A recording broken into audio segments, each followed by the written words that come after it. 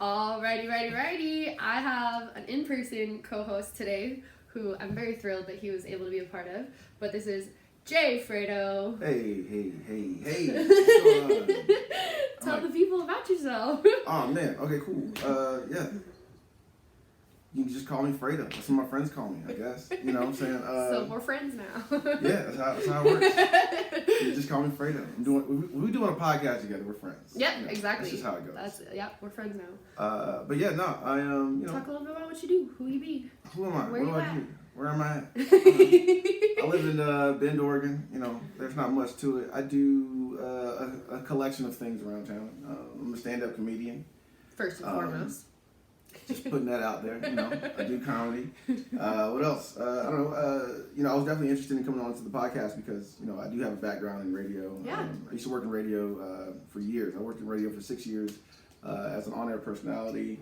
I also did college radio, and there is where I actually did sports radio for the school, talking local sports. Nice. I also did color commentating for my women's basketball team in Always college. Exciting.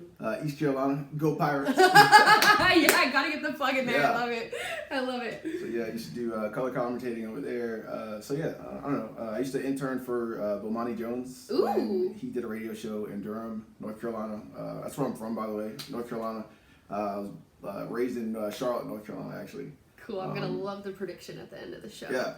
So yeah, and yeah, if you're asking me, Tar Heels or Duke, save it. we'll get to that. We'll get save to it. that. But yeah, I don't know. I've been here in Bend, Oregon, you know, for almost a year. Awesome. Yeah, you know, it's hasn't even been a year yet. I'm like 2 weeks shy, actually. Oh, Yeah, well, it's 1 year anniversary. That's a good way to celebrate. Thank you. So, yeah, no, I'm excited pretty that honored. you came on. Yeah, thanks. Definitely Yeah, bring some personality to the show. So I Dope. appreciate it. Dope. Appreciate you. Yeah, I guess we'll get into a little bit of follow-up. Last episode, I had Talar on from Center Court TV. And, of course, we did our Blazers versus Celtics prediction. And Talar picked Celtics for obvious reasons. I picked Blazers for obvious reasons. Gotcha. Kemba and Dame were both out. So, obviously, point guards for both teams out with injuries. Celtics did win. Jason Tatum went off with a 36-point game. Yeah, He's nice. been going crazy, man. I mean, like, honestly, it's kind of been, the narrative since January. But, I mean, like, everybody's been going off in, like, these major games since Kobe died. And Jason Tatum is no exception to that. No, yeah, Tatum is just like another one of those faces of the future for sure. Absolutely. I mean, this kid's going to be balling for a long time at this high level. And so these are just now starting to become things that we should expect from Tatum. Yeah. And so I'm I'm glad that he's getting his shine and he's getting Me it out too. there. I'm just so glad that people are talking about him and they're not like, you know, sweeping him under the rug anymore. It's like definitely time to pay attention to Jason Tatum. 100%. So spotlight is on, young man. Yeah, go shine. I love it. But then we also had Pelicans versus Lakers, and I know that maybe people listening are probably like, wow, these were like a couple weeks ago. Why are you talking about this? But I had to postpone an episode because I was so sick. I do not have coronavirus. I'm just saying. Don't nobody get worried. But I was super sick, so I skipped a week of pod episodes because my health is most important. But Pelicans versus Lakers, it was the first Zion Williamson and LeBron James matchup. Yeah, no, that was a great game to watch, actually.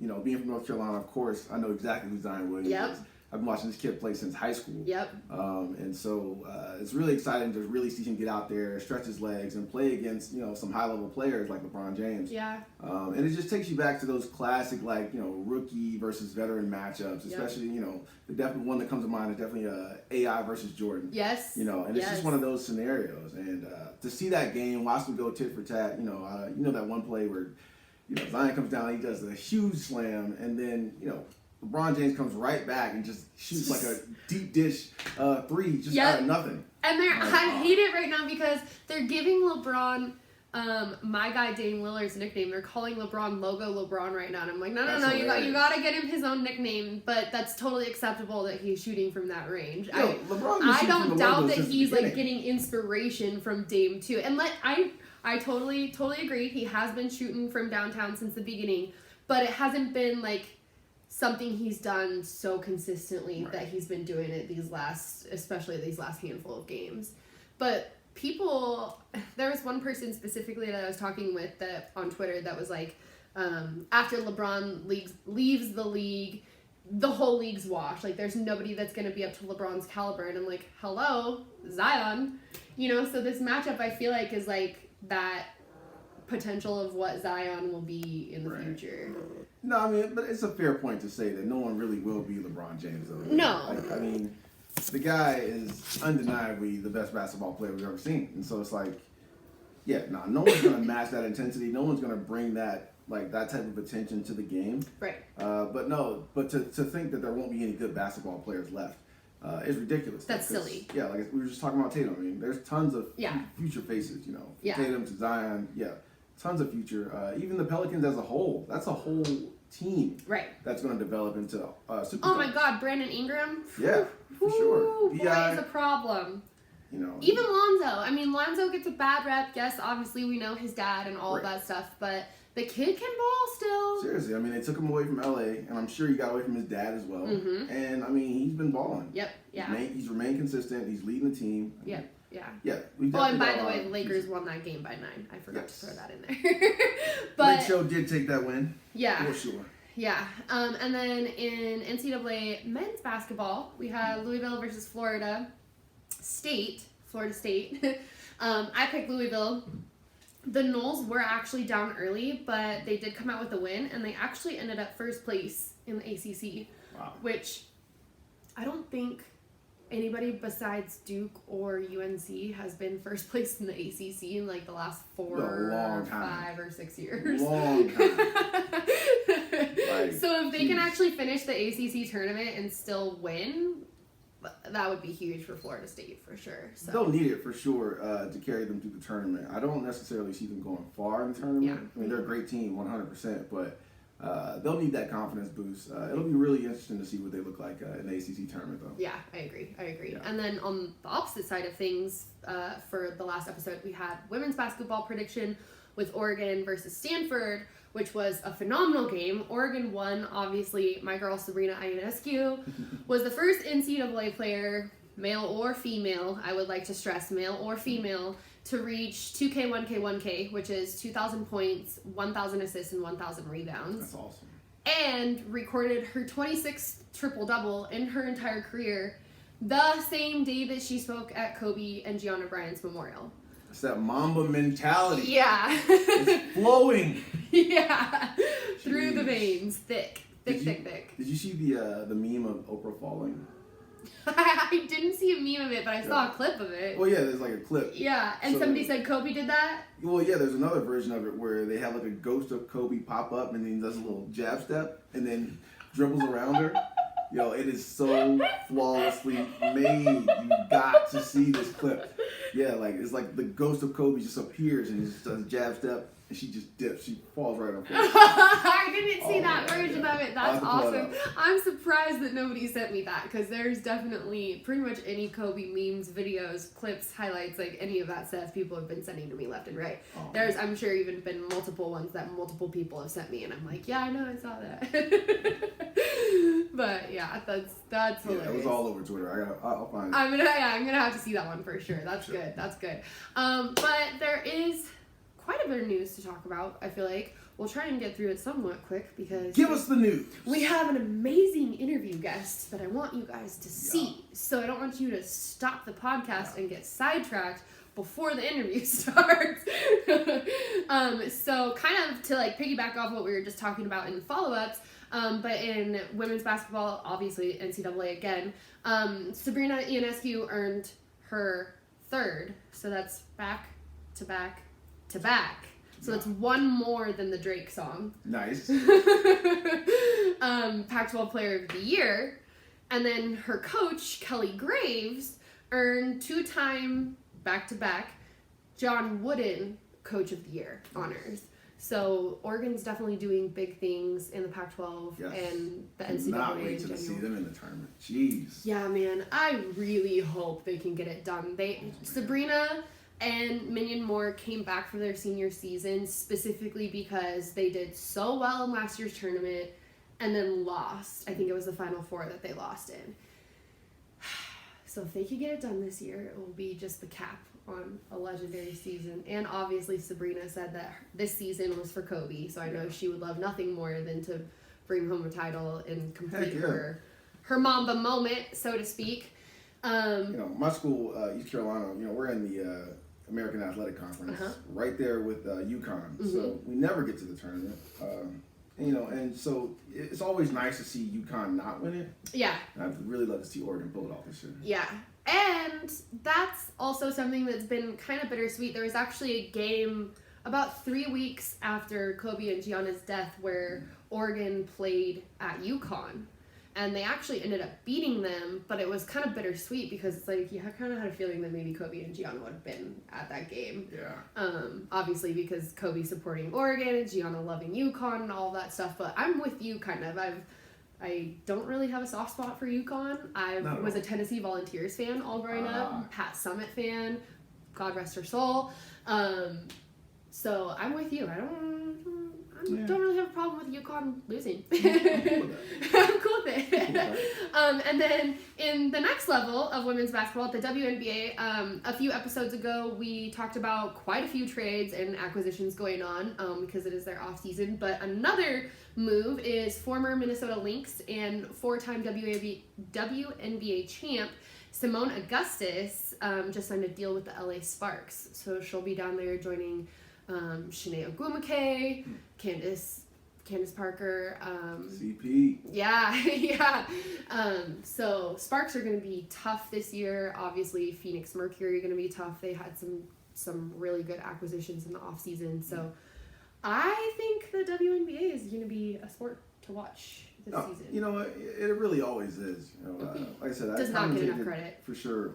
Women's basketball when I was in college, and to see them go to the next level and just perform is always just really awesome. Right. The thing I appreciate about women's basketball is that it's always so clean with the fundamentals. You get to really see basketball get played. Yes. And I agree. it's always a sight every year. They don't stop at the 3-point line and take logo shots. No, it's like some hardcore basketball going on, and I love it. Yeah, I agree. I agree with you on the fundamental aspect of it too. You see, those layups, the true pick and rolls, the switch on the screens, all that stuff that's, like you said, just true fundamental basketball. And these ladies are finally getting paid a little bit more, so it's nice to actually see them get to the league, and then also they don't have to struggle through it. For sure. You definitely want to get them taken care of.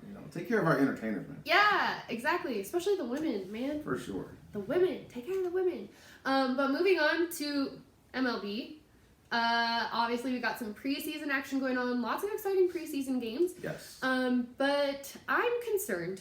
I'm just gonna say that. I'm concerned. My Yankees have a lot of injuries. I don't know if the injuries are gonna hurt them in pre and early season. But earlier today, before we started recording, the Tigers went yard 4 times off Garrett Cole. And we were so excited as a Yankee community in our pinstripe pride to acquire Garrett Cole, and then this happens. And I know it's only spring training, but it's if you can't pitch well in spring training, you need to get your shit together. This is facts. Yeah, I was actually watching the Red Sox Yankees spring game the other day. My friend JT was actually on the telecast. Oh, nice. Showed him on the telecast behind the players. Shout out Tae and Jay. I'm definitely a huge Red Sox fan for sure. I go back and forth between the Red Sox and the Pirates, but no, Red Sox are that's just my squad. I've been to so many Fenway games. It's just I just love that team. But anyways, as far as injuries go, you just have to take it a day at a time. The beauty of baseball is that the season's so long. So long. That's so true. And I think as long as these players are willing to work through the injuries and continue to be productive behind the scenes, there won't be anything to worry about. Right. It's early. Just take it what it is. Spring ball is really even early in that sense. Yeah. We still got a bit ways until we get to April, so I don't think it's any need to panic. No one's expecting the Yankees to win it this year anyways. So shut the hell up. Who cares? No need to panic there. Oh man. Well, Aaron Judge is hurt. Aaron Hicks is hurt. Giancarlo Stanton is hurt. And there was one other person. It's not coming off the tip of my tongue so quickly. Literally the only people worth mentioning on this team.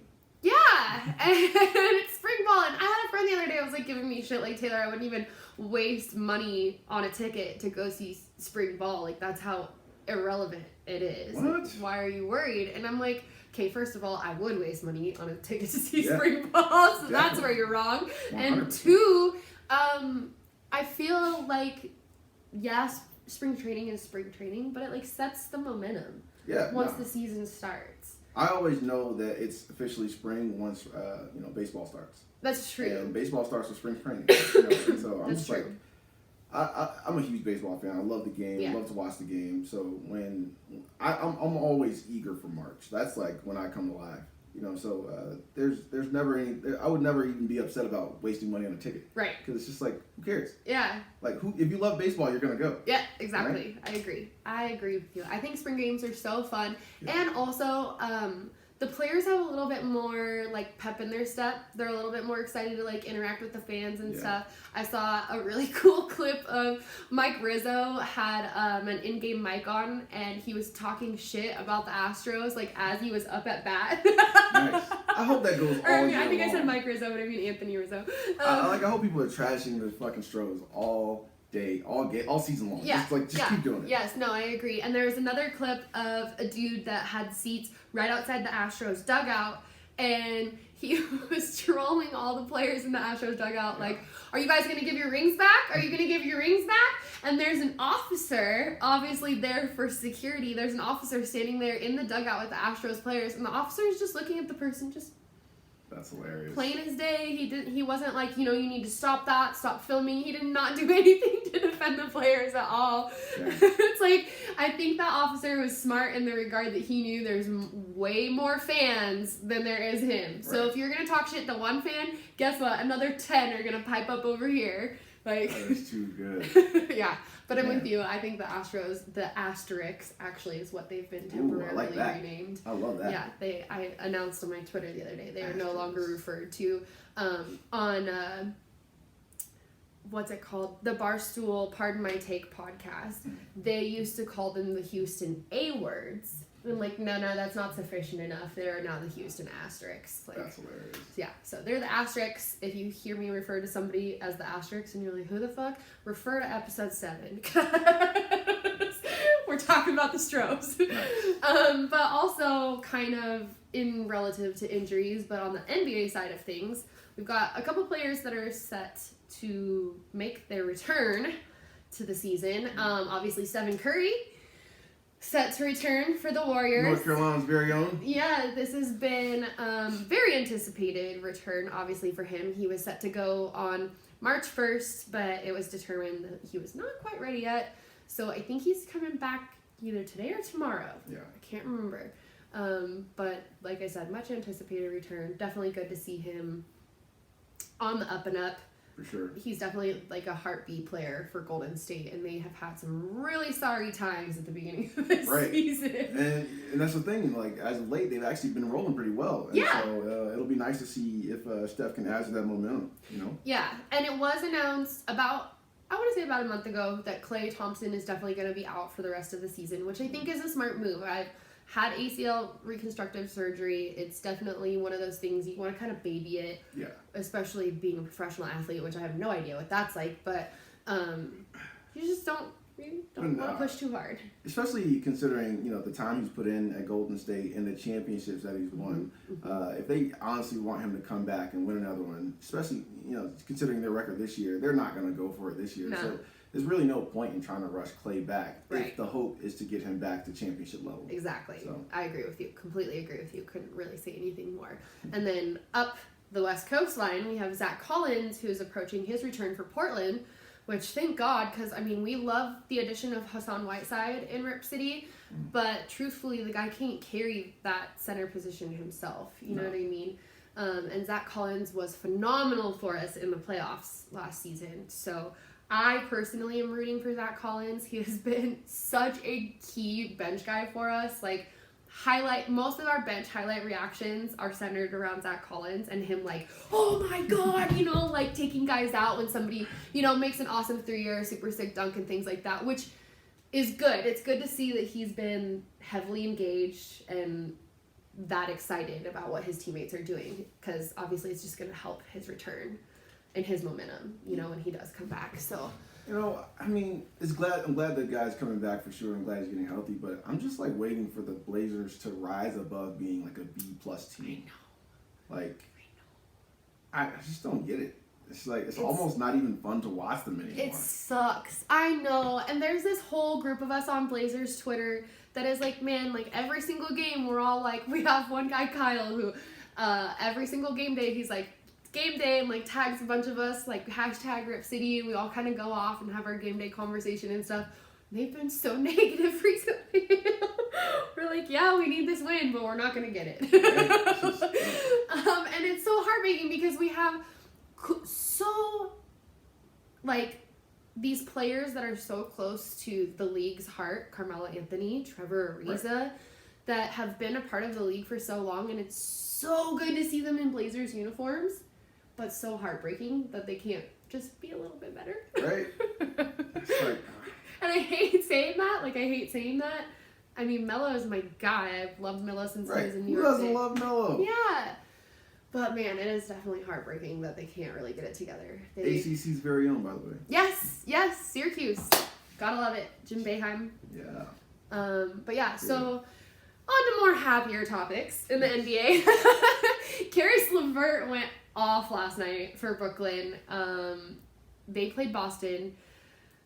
Caris LeVert first, before I even talk about the game, he dislocated and fractured his ankle about 1.5 years ago. Okay.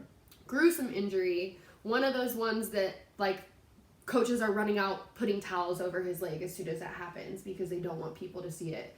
And he ended up coming back towards the end of the season last year, which was remarkable in and of itself that he came back same season.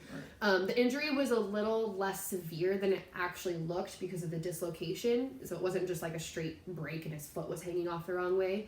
But it was still pretty serious, obviously. Right. So last night, he scored 26 points in the fourth quarter, and then they went to overtime, and then the guy scored the team's total overtime points, which is 11 points. Wow. So in 5 minutes, he put up 11 more points on top of already scoring 26 in the fourth quarter, and had only scored, I think, like 14 points before that.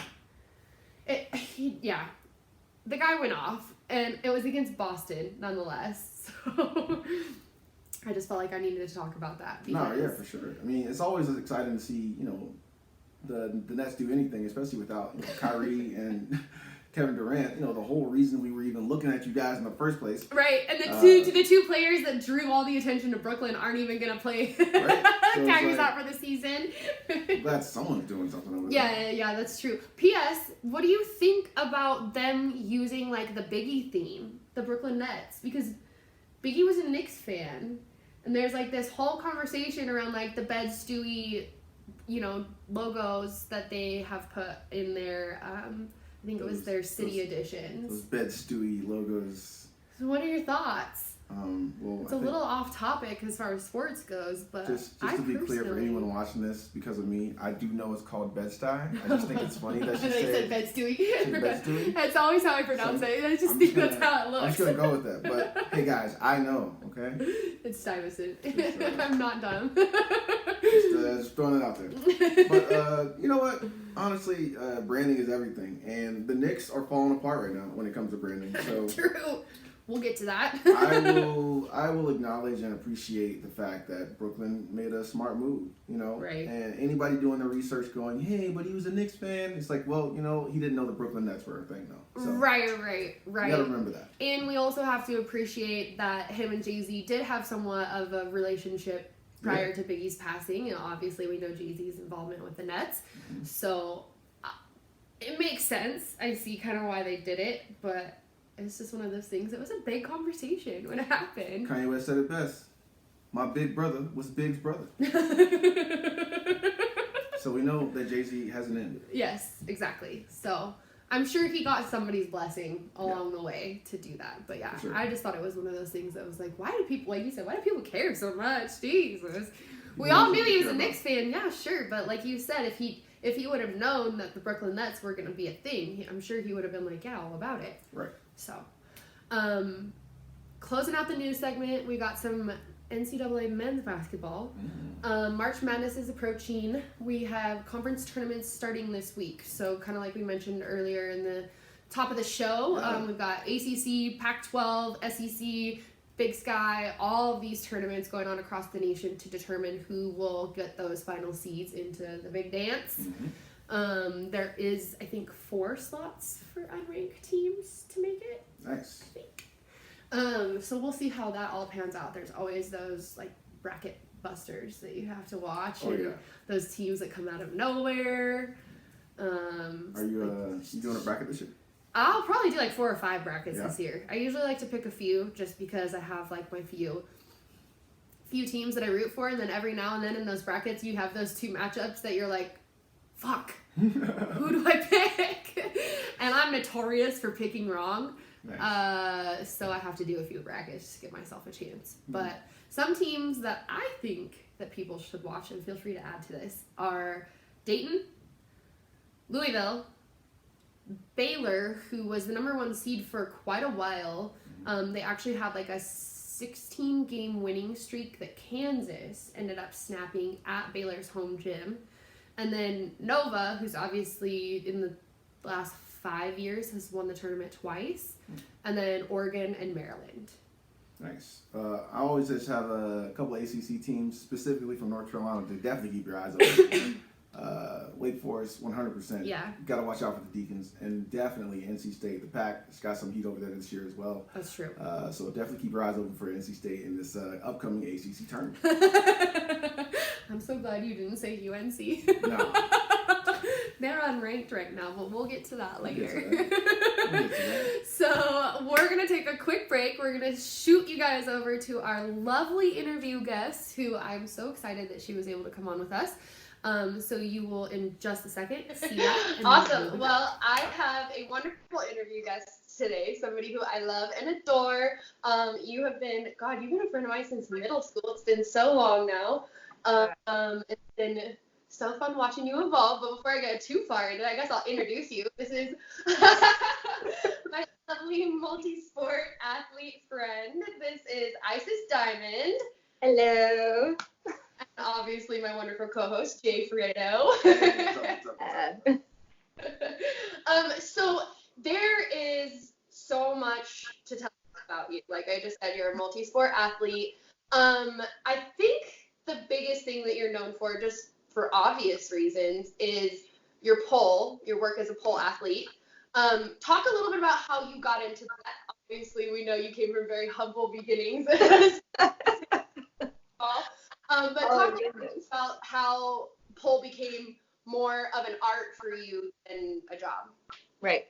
Obviously, I started in the clubs, but I realized quickly that wasn't my style necessarily, because I come from gymnastics background, and having that be such a big part of my life, I was obsessed with doing tricks on the pole, and I didn't really see a whole lot of other women doing that. So I kind of outsourced. I looked at a bunch of different athletes in like Ukraine and Russia, and turned out they were doing like crazy acrobatics that I wanted to learn. So I just started watching people on YouTube, school of YouTube. And I kind of picked it up because gymnastics translated into that super well. Like I was so happy with how that went. And I don't know, I started teaching about 2 months after I began doing the sport part of it, and the rest is kind of history, I guess. So do you feel like you're getting paid more for your tricks on the pole now, or when you were busting them on the clubs?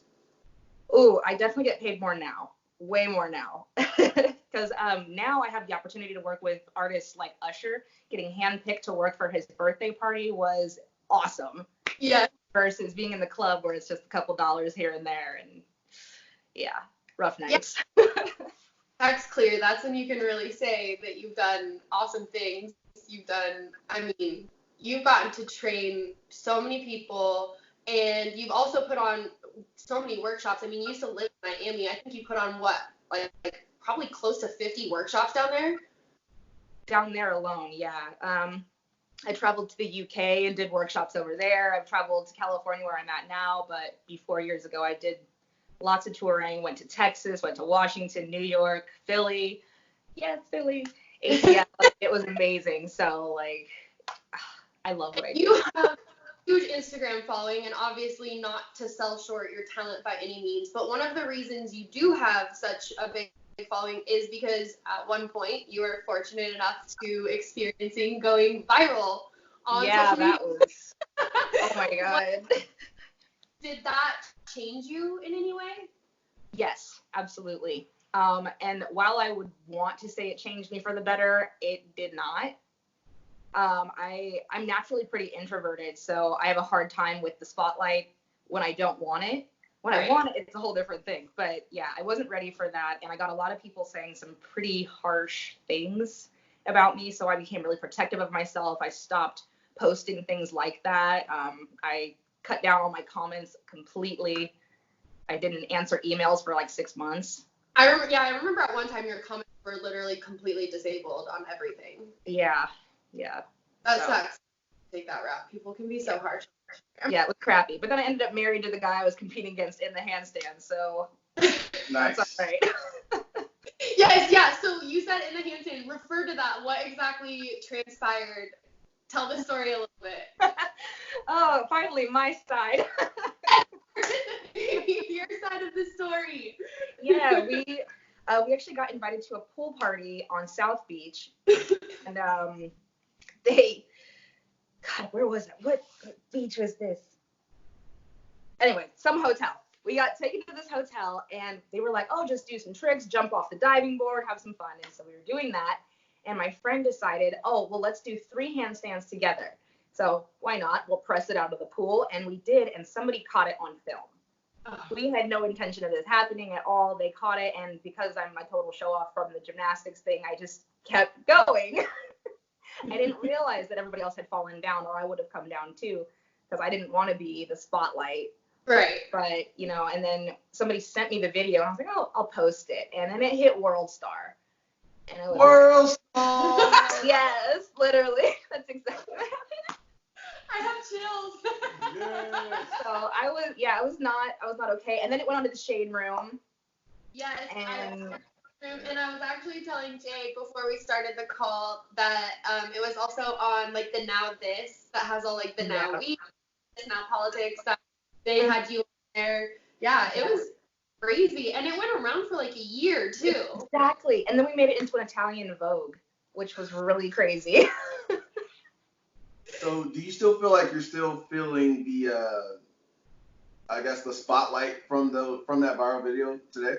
Yeah, definitely. I still get oh, you're that girl that did the handstands. I'm like, yeah, that would be me. And what's crazy about that is, like, I'll have people that are like, oh, I began following you because of the handstands. Right. So I would never have expected that. Handstanding has been part of my life since I was like 4. Yeah. So for that one video to hit was like, what the?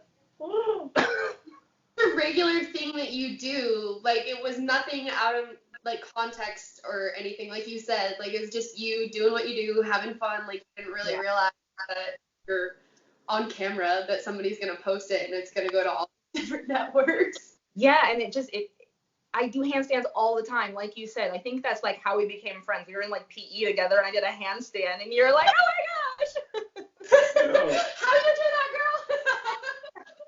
So because of the viral success, like, have you ever thought about just branding the handstand? The handstand. Oh, no, I haven't. I mean, the wavy leg thing that I did in the handstand kind of became my trademark. Right. So it's now, even in the pole world, it's called doing diamond legs, which is, it cracks me up. That's freaking awesome. So yeah, I like that I have my own signature move, but as far as branding like the handstand itself, I would get a lot of heat from the circus community. Yes, yeah, I feel you on that, because it's kind of one of all art comes from another form of art type of concepts, for sure. Exactly. Yeah. Words do. Yeah, So, I'm definitely not the first to do it.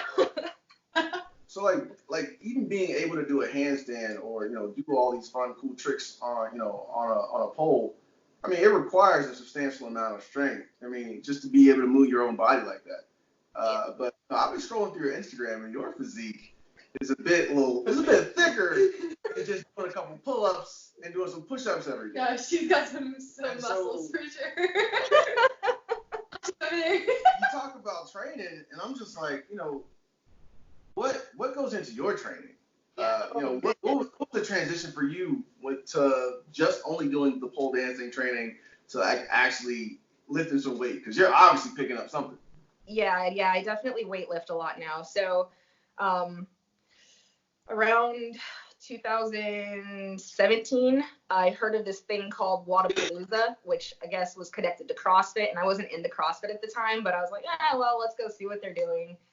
Went to this camp, and while I was obsessed with watching the weightlifters do like crazy crap, my husband's over there getting recruited. So at the exact same time, he's like, well, what if I go into the military and you do Olympic lifting? So I was like, okay, we'll try this. So I began lifting, and I actually stopped pole dancing because we were going to move so he could go to military training. And this place that I moved to only had a studio about an hour away from me, which means I like really couldn't drive to go dance like I wanted to. So I was stuck with just the weightlifting. And although that was really fun, my shoulder was not loving it. Yeah. Pissed. So I transitioned into bodybuilding, which I became obsessed with. And it's transitioned onto pole again, just a full circle type situation. Because the stronger that I get, the more I work on my physique, the better the pole stuff gets. So. Right, and easier too, I'm sure. Oh my gosh. Holding yourself up there and then doing all of these insane things, like you have to be able to hold yourself there and be stable and shaky and all of those different things. So yeah, I mean, I was strong enough to do that before, which I already knew I was strong. But then when I added this, it's like floating, and there's no restrictions. It's so cool. I can do things, everything I can think of. I'm like, oh, I'll do that, and I don't have any reason not to. Right. You mentioned circus.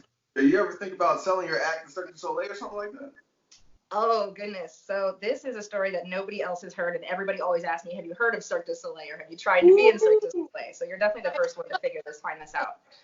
So I got basically hired by Cirque du Soleil. They offered me a spot on one of their cruise ships over in Spain. And I ended up doing the act piece for them that they wanted me to send to show. And they said, okay, well, are you willing to shave your head? Oh. Obviously, because of having dreadlocks, wasn't willing to do that. And so I haven't even told my mom. But yeah, I ended up not doing it because of my hair, which I've now, ironically, started pulling the dreads out, but I'm still not doing Cirque. So... Well, and pulling your dreads out and shaving your head are two entirely different things. That's true. But yeah, I mean, I would have loved to do Cirque du Soleil, but once I found out that they didn't want me to be who I am and how I am, it just was like a done deal. Right. I can feel that 100%. Yeah, I mean, that's the age-old tale. You never want to sell your soul. So if it wasn't something that you were down to do and it like hit you right in the gut as something that you were willing to do for that, then it's just not the time. Yeah, so I'm like, oh, that's all right. I'll figure something else out. It's given me some amazing opportunities to work with people I never would have worked with otherwise. Right. So one door closes, the other one opens. How cliche, but true. Absolutely. Every time. Absolutely. And speaking of the door opening, we were talking about training just a second ago, and you're currently working on, well, I guess now you're mostly finished, I think, some programs that you've built to help other athletes in specific areas of their own training. Talk a little bit about your motivation for wanting to do that and create those, and tell us a little bit about them. So I recently started doing these programs because I have so many students who do want to work with me, but majority of them are not in the U.S. And if they are in the U.S., they're never in the same city or same state as me. Of course. So trying to access all of them at the same time has become a lot easier by just making one program. And I'm just kind of looking at what the general questions are, what people are wanting help with. And it turns out they want splits and they want handstands, obviously the handstands. Handstands.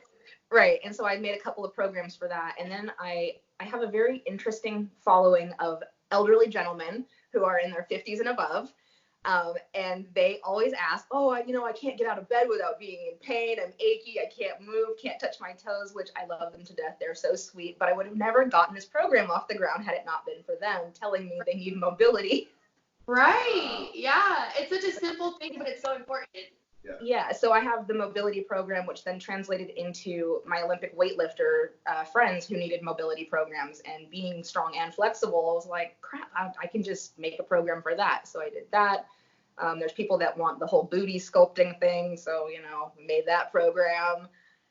Well, and I can't tell you on your strength and flexibility program in my own bodybuilding stuff, I can't tell you how many times I've heard people be like, yeah, I used to be so flexible and then I started lifting weights. And I'm sure Exactly. way more often than I do.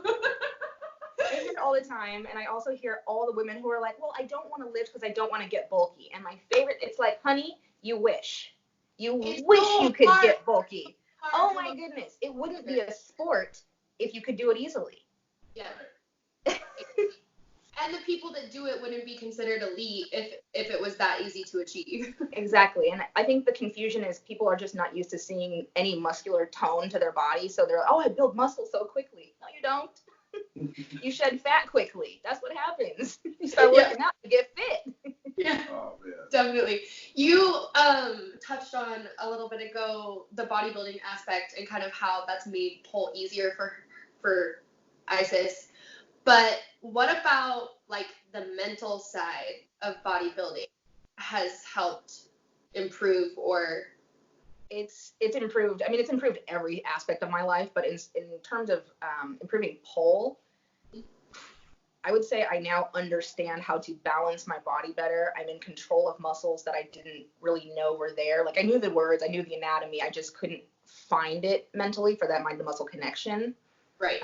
And by doing isolated bodybuilding, I've been able to hit all those intrinsic muscles and then apply them to my skills. I can spot an injury before it's coming, not only in my own body, but in somebody else, because I can see that muscle being weak or, lack thereof. Plus, pushing through pain and lactic burn makes you a little tougher. Yes, totally. I agree. I think that it's something that, as women especially, I feel should be at least lifting weights like 2 to 3 times a week, because the sense of it gives you over your own body, and that just being aware of like how things are moving and like maybe something feels off and things like that.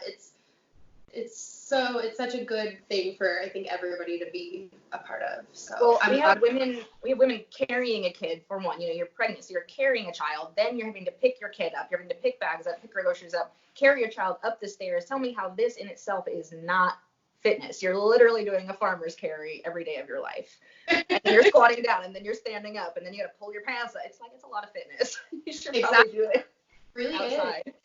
It really is. No, I agree.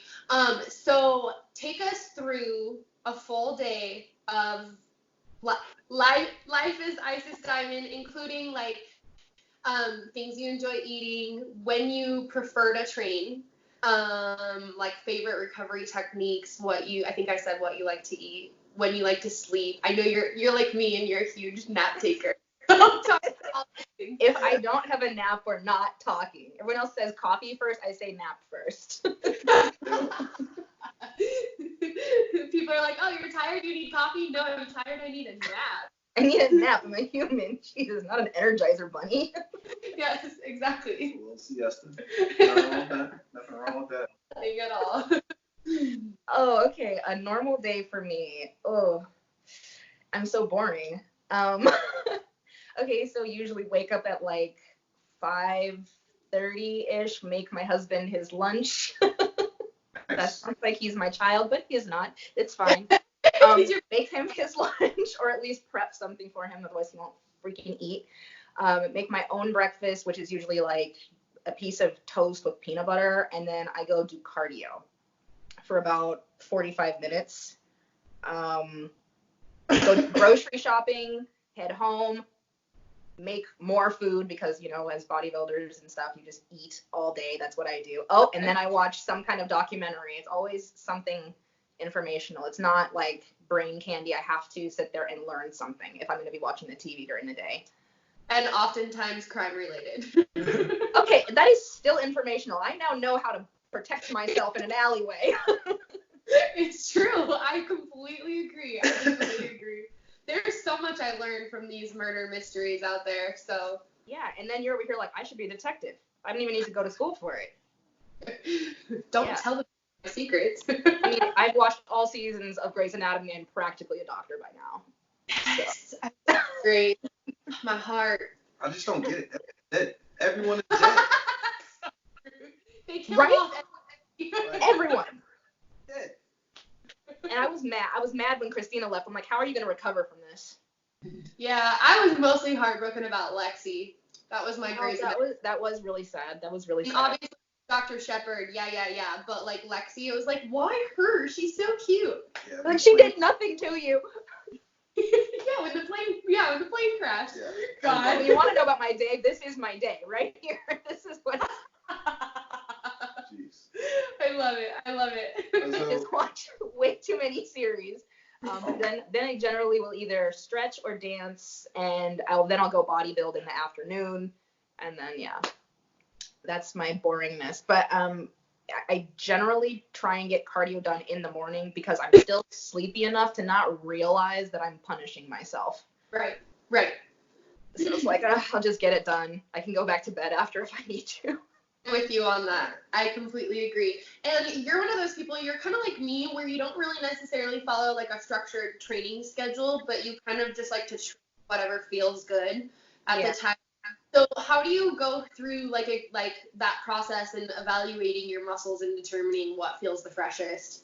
I'm a super huge fan of intuitive bodybuilding. So I'm having been an athlete for over 20 years, I'm really in tune with what I can and can't do and like when I can push. So I'll generally start extremely heavy at the beginning of the week, push myself to my absolute maximum, and then try and do it again the following day and see kind of where I've fallen off to and find out which muscles are the sorest. Obviously avoid the sorest muscle and then go for what's, still doing somewhat okay. Yeah. Usually by like Wednesday, my legs are so shot that I can only do core and upper body, which is fine. And that turns into like a lower body stretching day. It's fine. Everything's fine. It's fine. I'm not dying. I promise. But yeah, then I will go Thursday and Friday is always accessory day. There's never any compounds because I'm just trying to basically volume kill my muscles as much as I can. That way by Saturday and Sunday, if I have any like active rest, like if we're going to go to the beach or we're going to go on a bike ride or something, I can still do that. I'm not completely sore and dead. But if we decide to like go to LA and go to Barbell Brigade, I can throw down. Yep, absolutely. Yeah, you have to throw down when you go to Barbell Brigade. I know you recently were at the Mecca in Venice. What was that like? I was there like a year ago now, and it was amazing. A year ago? Okay, well, you're going to have to come back down here so we can both go. I know. Now that you live down there. Bring him too. Seriously? Yes. Like, you get chills, like, as soon as you walk in the place. Yeah, that was amazing. It was like you just wanted to lay on the floor and roll in like everybody's sweat. It was terrible. Like, I was like, why am I in here just You're like things? Yeah, that was amazing. And I, for the life of me, I can't remember this guy's name, and my husband told me who it was. He's somebody's amazing coach. And I remember seeing him on Generation Iron, but I wasn't paying close enough attention, I admit. And my husband's like, holy shit, that's this guy. And I'm like, I don't know who this is. And he ended up walking over to me and saying, your quads are beautiful. And I'm like, okay, thanks. Not a big deal. And my husband's like passing out. So I didn't know what was going on. But then we got to go to Stern's gym just last weekend. And that was incredible too. So another place that Lou Ferrigno was training. And I was like, I love it. Legend sauce right there. I love it. So you're in like fitness communities. I mean, you're writing these programs for people. You're definitely doing a lot out there in the world. But as far as like your social media following, going back to that, I feel like you're a part of the fitness community in social networks in the different ones. And if so, have you ever collaborated with any of them? I've collaborated with a couple different people, but it's generally people who are international. Like I collaborated with DK Nova, who is a women's empowerment and dance teacher over in London. So that was incredible. But they're not into the bodybuilding world, so there was not really a whole lot I could do that direction. I haven't done anything with any bodybuilders. I've done stuff with Empower Lift in Miami. That was really cool. I helped them put on their powerlifting competition. It's like the Miami Open, amazing competition. Super That's so cool. So I got to do that, and then I do a ton of like ambassador work, which is strange. Right. I don't really know how else to put that. It's really strange. It is. It very much is. I've been following Kai Green on social media for years.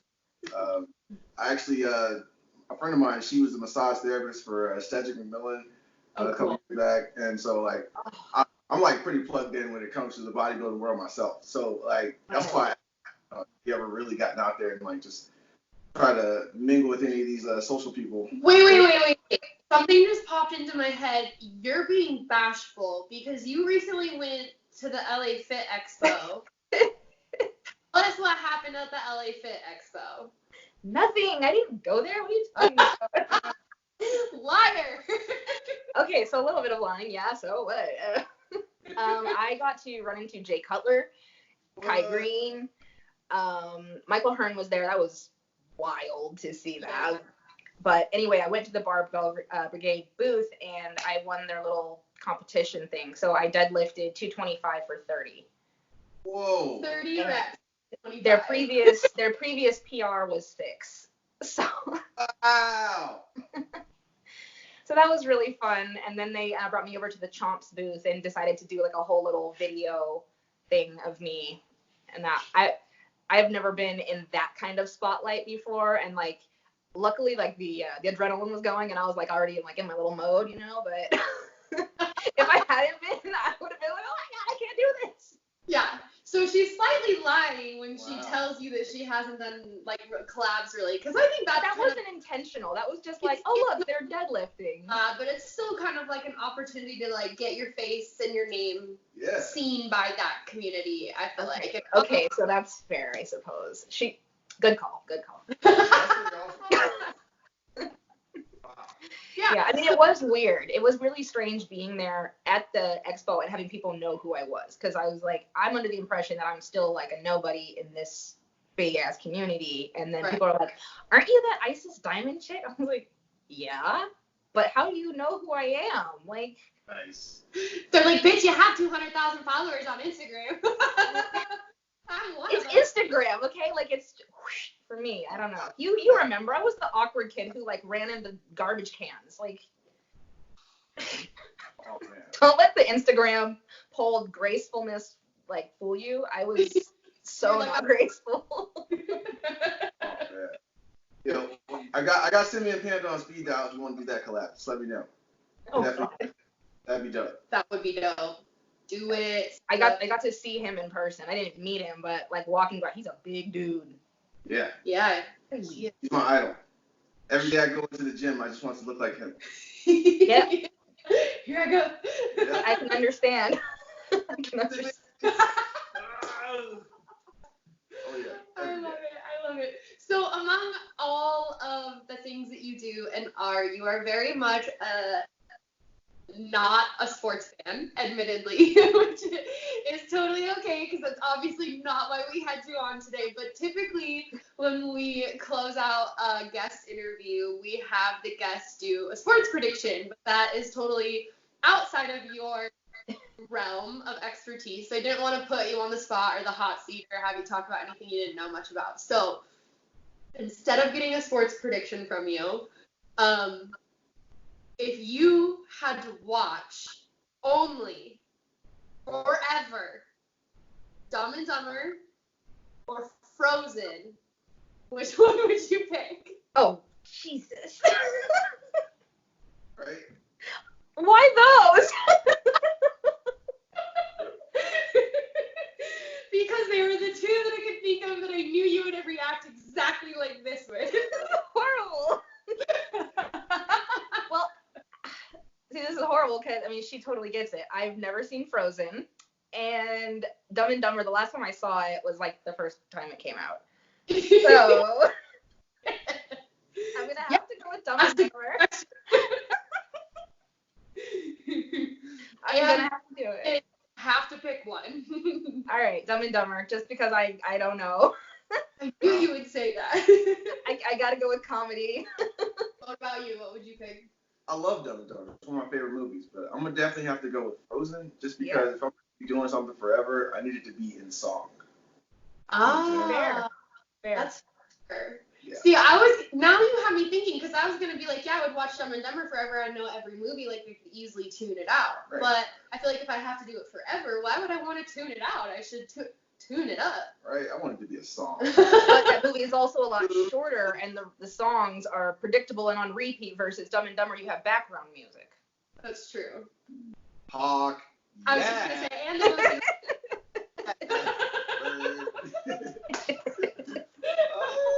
This couldn't have gone any better.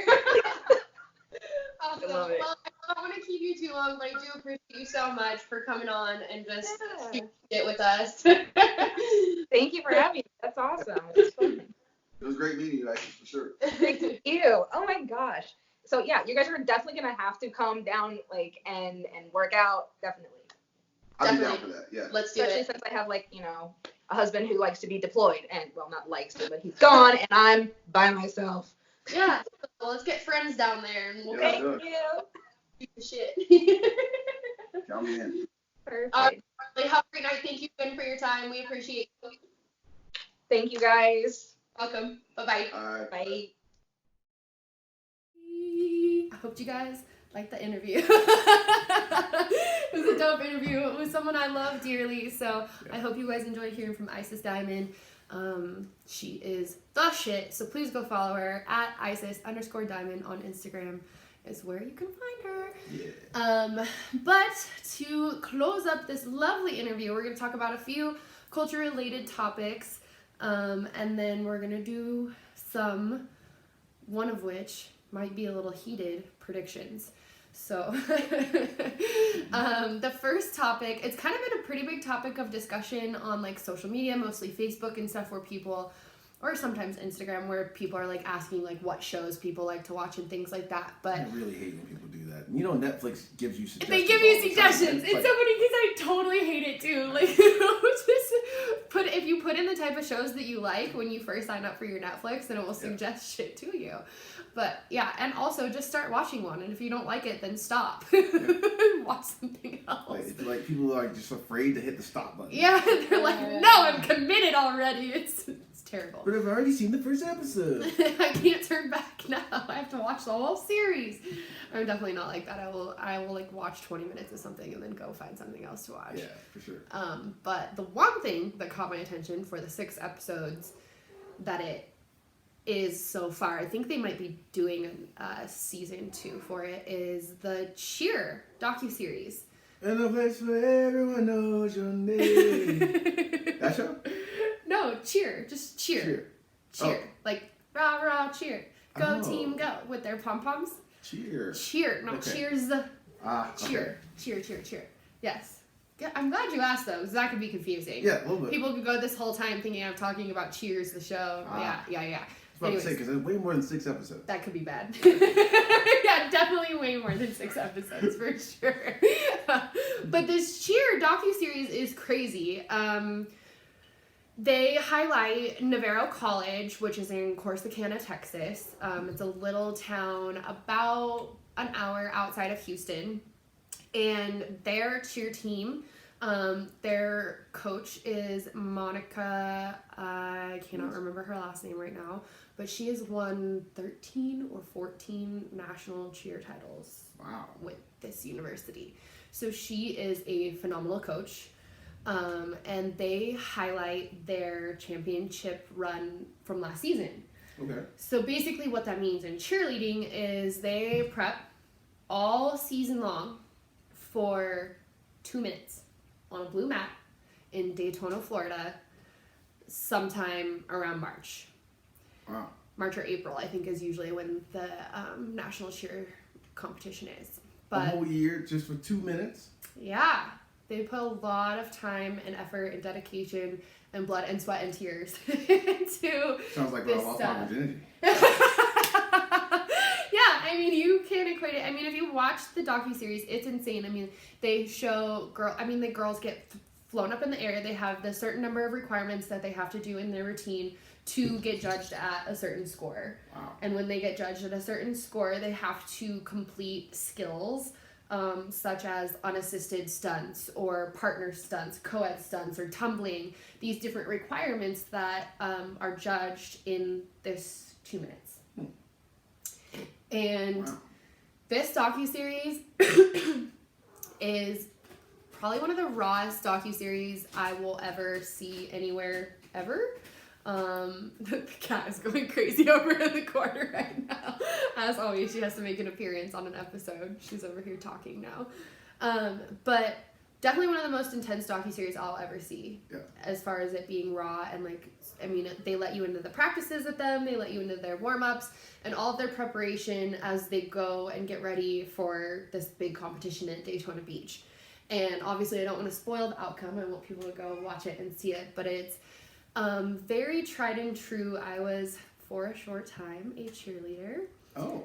And it is very tried and true to how grueling and how much trust and commitment it takes to be a competitive cheerleader. You have certain grabs that, you know, the base people have to know and certain skills that the top girls or the flyers have to know. And it's very intense. It involves gym, it involves acrobatics, and all that stuff, which is kind of why I wanted to talk about it as a culture topic because of who we just had as our interview guest. Right. It's pretty relevant. And I think that these types of sports, they just really get so much stereotype in them and around them and not enough credit at all. And also something that is kind of heartbreaking about how hard these athletes work is that there's really no like next level past the college level. Right. Like when you think of NFL or NBA cheerleaders, that is not what these girls do. The stuff that NBA and NFL cheerleaders do is elementary compared to competitive collegiate cheerleading or all-star cheerleading. It's a whole nother world. Okay. So wait, which were you, a base or a flyer person? I was a little bit of both, but I enjoy being a base more for obvious reasons. It takes a lot of trust to be a flyer. But I was super flexible, so there was just some things that you get chosen to be a flyer for it, and you have to learn to do it because you're the person who can get up there and pull a scorpion with your foot above your head. You know what I mean? So there's just certain things that certain skills that certain girls have. Some girls are better and stronger at tumbling and things like that. But yeah, like I said, it's kind of just sad that these athletes don't get like a next level. There's no way for them to go pro. A lot of them have had to like find their own endorsements and their own like sponsorships with brands that coincide with being an athlete just in general, to kind of earn their money and earn their popularity. And what's crazy is a lot of these girls that cheer at this college have like 1 million followers on Instagram. Wow. It's insane. 1 million followers? Yeah. Are they Instagram models? I mean, no, not really. They're athletes. If you go look at their feeds, most of it is either like cheer photos or video or, you know, video from a competition or them doing like a partner stunt with somebody to just like, you know, thanks for supporting Navarro Cheer, like, you know, things like that. It's like they don't do bougie Instagram stuff because they're also upholding the image of this collegiate cheer team too. So there's regulations from obviously the university and the NCAA that they have to follow based on like what they post too. That makes sense. So yeah, it's like a whole thing. It's a whole community, and I gotta check out this documentary. You do. You really do. It's a whole other world. So that's why I want to talk about it for a second. Like I said, there's been a lot of people kind of referring it to other people on Facebook and things like that.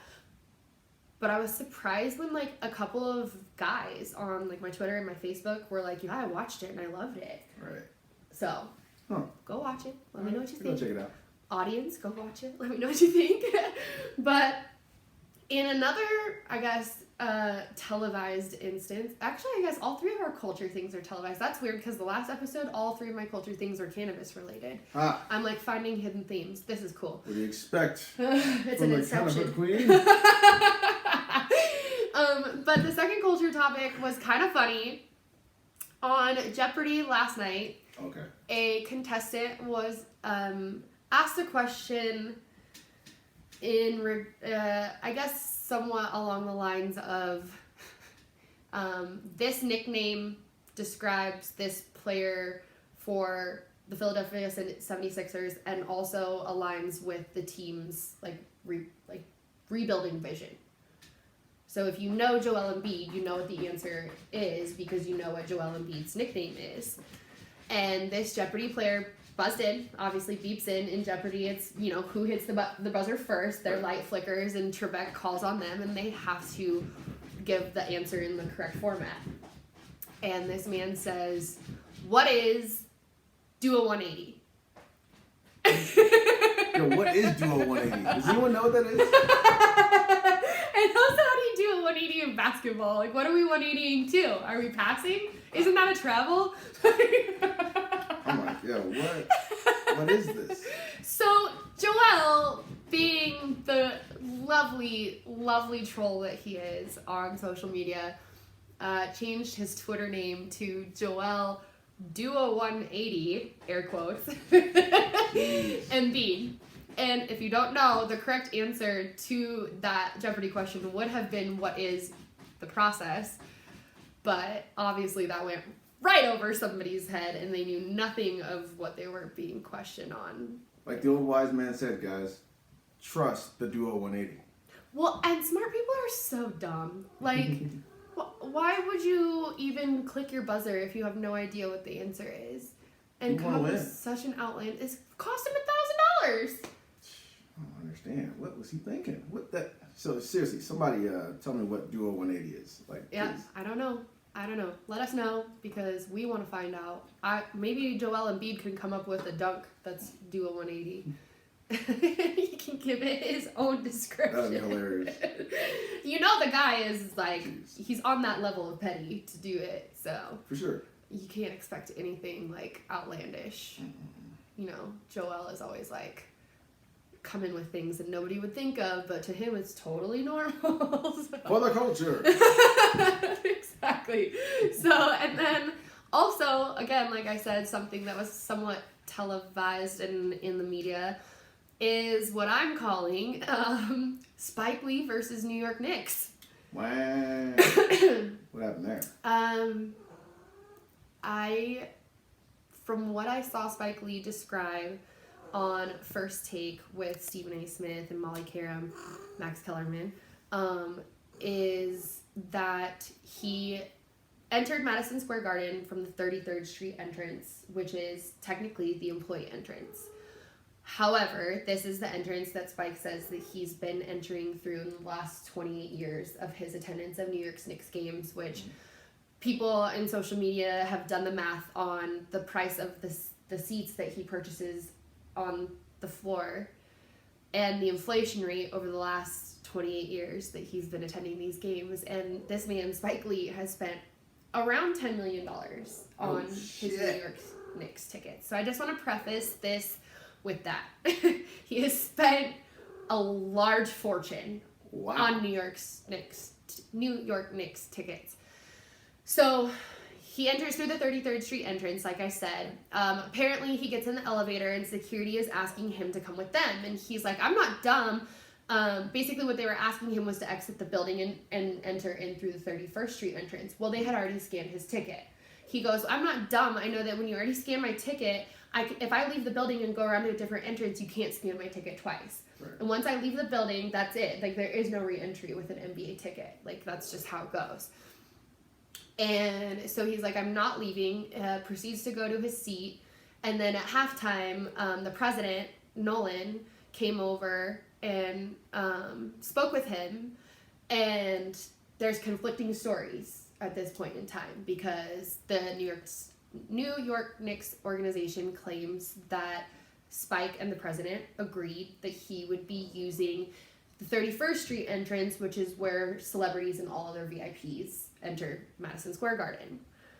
Spike Lee says that's not what they talked about and that's not what he agreed to. And I want Team Spike Lee. Yeah, I think he draws so much attention to the Knicks themselves, and he has single-handedly brought so much, for lack of a better word, hype to the fan base when there really hasn't been a lot of reasons to have hype as a Knicks fan.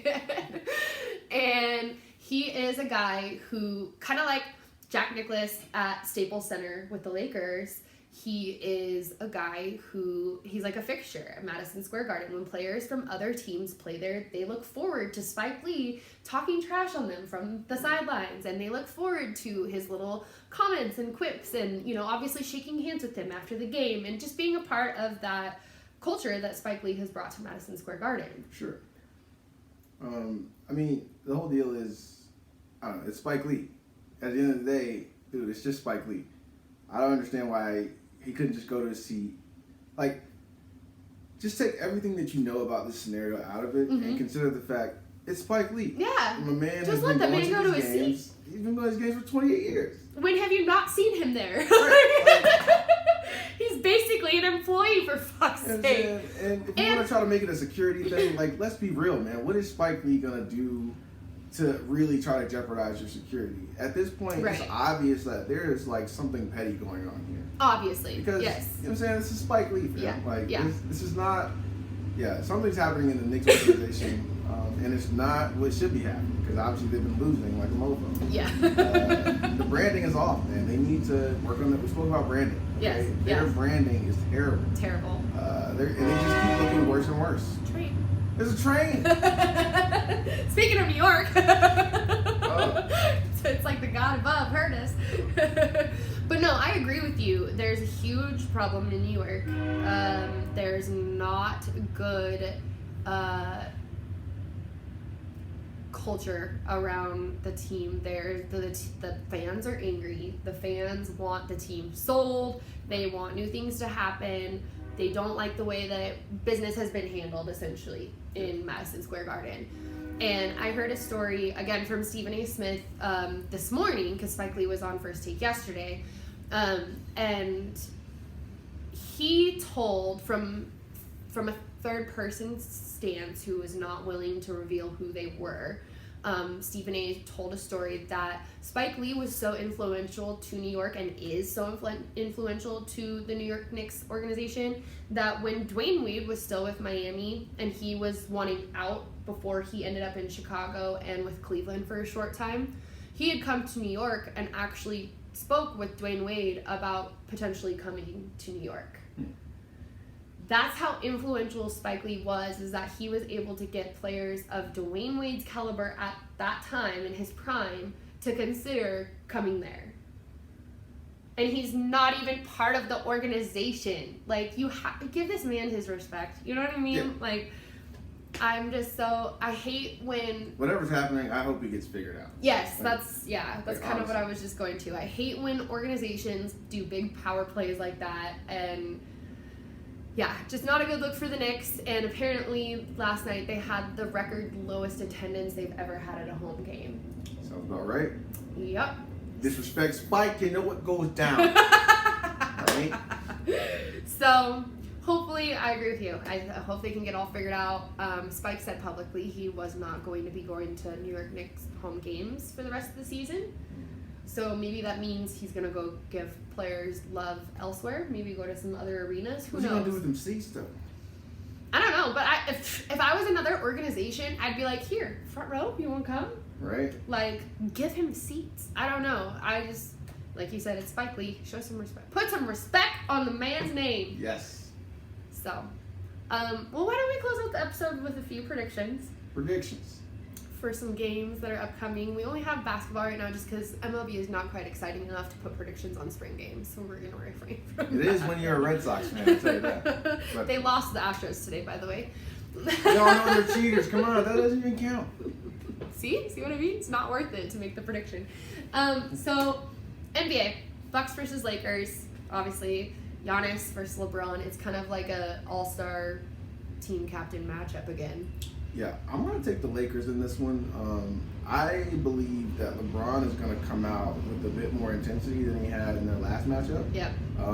I think LeBron He wants knows to there's go a little ahead bit and- more to prove. Yeah, I think he wants to reestablish that, like, while he's in the league, he's still going to be the best player. Yeah. And this is going to be a great game to do it. You know, this is a hopeful finals matchup that we'll get later on in the summer. So to get this game. I'm excited. I'm definitely going to take Lakers, though. Yeah, I'm with you. I'm taking Lakers, and I'm going to get some heat for what I'm about to say.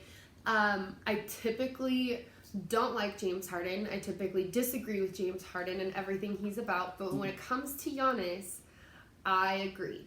Because if any guy was 7 foot, they'd be able to do pretty much what Giannis is doing too. Like Dwight Howard? Yeah, I mean, Dwight Howard's having a great season. He's not having a Giannis season. He's not having a Giannis season, but he's also not a Giannis role player. He comes off the bench. But there was a time when, in his prime, True. Dwight Howard had everything Giannis had. But Giannis didn't even exist to us when Dwight Howard was in his prime. He's never done anything like that. Shaq was even at a time just like Giannis. And it's like, yo, he's never been a player like that. I'll give you the Shaq one, mostly because at least Giannis can make his free throws. Yo, just saying. Giannis is one of a kind. He's first of his kind. And to say that he's just doing shit because he's tall, that's ridiculous. That's like complete slap in the face to his actual athleticism. His athleticism, I agree. Man is a beast. Okay, I'll give you that. What I would love to see, though, is all 3 Antetokounmpo brothers playing for the same team. I know that's kind of a stretch in the NBA, just because I know we already have like 2 of the Holiday brothers playing for, I think, Indiana right now, maybe, I could be wrong. But to get all 3 brothers on the team, whether it's the Holiday brothers or the Antetokounmpo brothers, that's kind of, especially when they're all built so similarly, like, you know what I mean? Like, yes, like you said, someone's got to get cut. Someone's getting pay cut. Yeah. Short end of the stick, we're going to give you league minimum. Somebody's getting that. Yeah, I agree. Yeah, definitely somebody's getting, like, maybe 1 minute of playing time every 3 games or something like that, for sure. So, yeah, we both agree, Lakers on that one. Get some pre-tournament action with NCAA men's basketball. We've got Louisville versus Virginia. Now, here's why this is an interesting matchup to me. Both of these teams upset Duke. That is interesting. And I would usually lean towards Louisville, but Virginia is the defending champ. Indeed. Yeah, no, I'm definitely going with you. I'm going UVA on this 100%. Yeah. I used to live in Norfolk, Virginia. That's where I did some of my radio time. Nice. And so, yeah. Loyal to the soil. Heck yeah. Yeah. Huge I'm taking UVA on that one, too. I think it would be a slight upset. I think Louisville's ranked slightly higher than Virginia by about 4 slots, I think. But yeah, I would like to see UVA take that. Like I said, I would typically say Louisville just because they're having a really good season. They're a really tough team. Yeah. And they've pulled off some really good upsets and key upsets this season. Obviously, Duke being one of them. But so has Virginia. So. No, this will be a classic college basketball matchup game. Yep. So it'll be interesting to see how the coaches really battle each other in this one because. Game of coaches for sure. Yeah, it's going to be a good one. But yeah, UVA all day. Cool. This one, I already know what you're going to say, but the people don't. But you heard him say it. He is from North Carolina. Yeah, I am. And you guys know me. I have family at Duke. To be honest with you, I went to East Carolina University, so I don't root for either of these 2 bum teams. I think they both suck. I love that people get so caught up in the UNC-Duke rivalry. And I love that it's so, like, well, this year it's nothing. UNC's not even ranked right now. They're out of the top 25. Yeah, but anyone who's been to these games, and I definitely have. Still very heated, whether one's ranked or not. It doesn't matter who's ranked. Even the one that they played earlier in the season, UNLC almost beat Duke. It was a very close game. Right now, I believe the actual record is Duke is up 1 game. I think you're exactly right. So it's just like, you gotta understand, like at any given moment, these 2 teams can beat each other. And so in this particular game, though, I gotta go ahead and take Duke. They need the win more than UNC does. True. And I think they'll come in a bit hungrier. True. It'll be a tough matchup, of course, as all rivalries are. But I'm gonna go Duke on this one. Cool. I'm taking Duke also. I'm surprised you took Duke. I was expecting you to take UNC. But I agree with you. I think UNC kind of realizes that, as sad as it is to say, for Coach Roy Williams that their season is over. They definitely had a way better team last year than they did this year. They were super young, had a couple of key injuries at the beginning of the season. Right. They lost Cam Johnson and Kobe White last year, who are both having at least pretty good years this year. But like you said, Duke, they've got a lot riding on it. And I don't think that they would let UNC upset them before they're trying to go into the ACC tournament and make shit happen. So, what otherwise would be a solid matchup, I think this week is not going to be as heated as we normally would see it. Nah. You know what? I'm only going to say that you're saying that because again, this will be just as heated as always. I mean, Trust me. UNC is still going to play their hearts out. I'm not saying they're not, Yeah. but I'm just saying that it's a little bit more serious for Duke than it is for UNC because UNC knows that they don't really have a chance of getting into the tournament. Roy Williams has 3 games he has to win every year. Home opener, senior night, and then Duke. That's it. Yeah. That's it. And trust me, there's no way that these boys, they're going to play harder in this game than they've played all season long. I guarantee it. And they want the upset just to be able to say that they did it. It's not even about the tournament. Yeah. It honestly isn't. It's true. That Tobacco Road rivalry is serious. If you have HBO, go find that documentary. Jeez. Yeah. Or any of the other, there's, I can't remember what the show is, but ESPN did a really good show about UNC's team last year, and it's one of their like detail shows or something like that on ESPN Plus. But yeah, I obviously huge Duke fan, but I just am so fascinated by that rivalry, both sides of the rivalry, and the history of it, and how much Roy and Coach K respect each other because those men, outside of either of those arenas, they have mad respect for each other as coaches. No, it's because they control each other's salaries. Well, yeah, exactly. They're like, you do well, I do well. Right? Like, come on. They're pushing the genre forward. They are... Yeah, that's true. Yeah. Very true. Very true. And all the blue bloods in general. Duke, UNC, Kentucky, Kansas, all of them. They're pretty much always powerhouse. So if anybody's wearing blue, you kind of just have to watch out for them in the NCAA. But yeah, no, I'm with you. I'm surprised you took Duke. I'm taking Duke too. I'll take Duke every single time. Nice.